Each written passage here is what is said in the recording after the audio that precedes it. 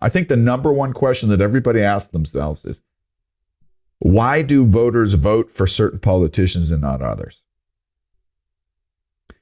Well, I'm not sure we're attracting the right politicians is my first answer to that.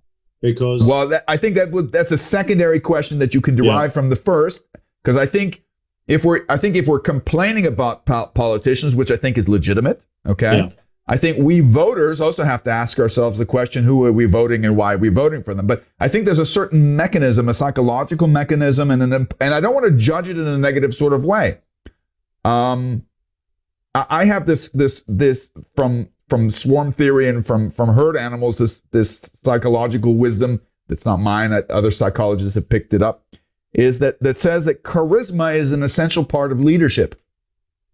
Yeah, I'd agree with that. There's personality. I mean, you see this. You have to stand for something. And even if you stand for something terrible, if you stand for something, a lot of people have asked me, why do we have the president or the upcoming president that we do in the United States?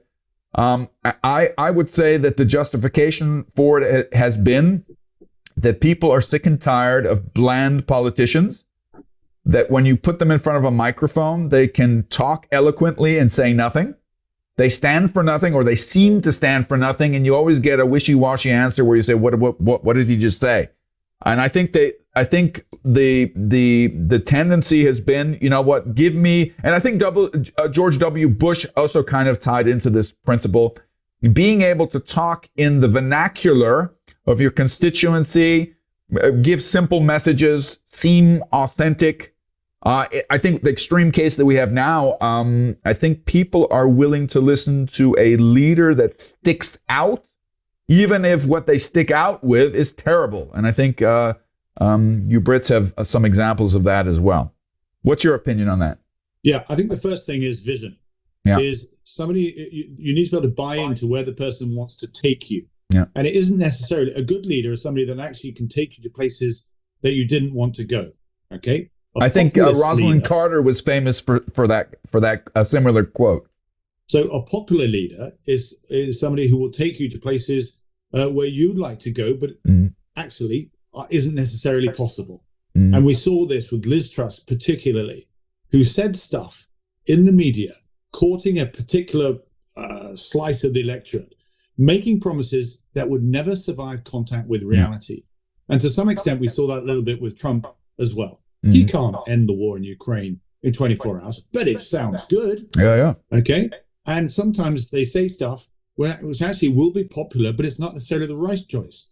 Pulling out troops from Afghanistan immediately like that, without a follow-up plan as to what happens to that space. You've now got ISIS-K, which is going to be one day bigger than Al-Qaeda.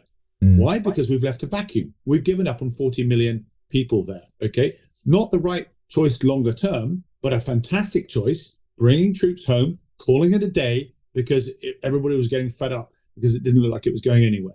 And that is, so first of all, clarifying your vision is very, very important.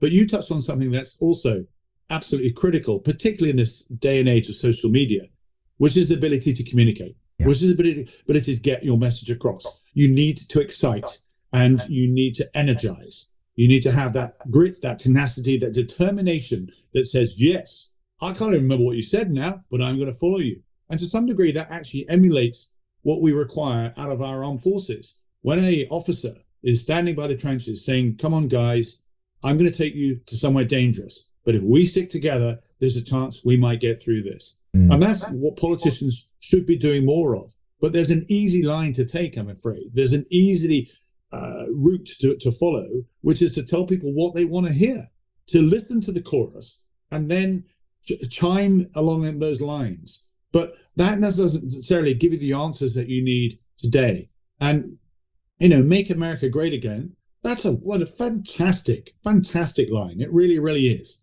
But ultimately, you can't make America great and make other places weak at the same time. There needs to be something that works for both. Because if you isolate America, and America does become separated from everywhere else like that, and Europe is the great example of that, of saying that Ukraine thing, that's for you to sort out.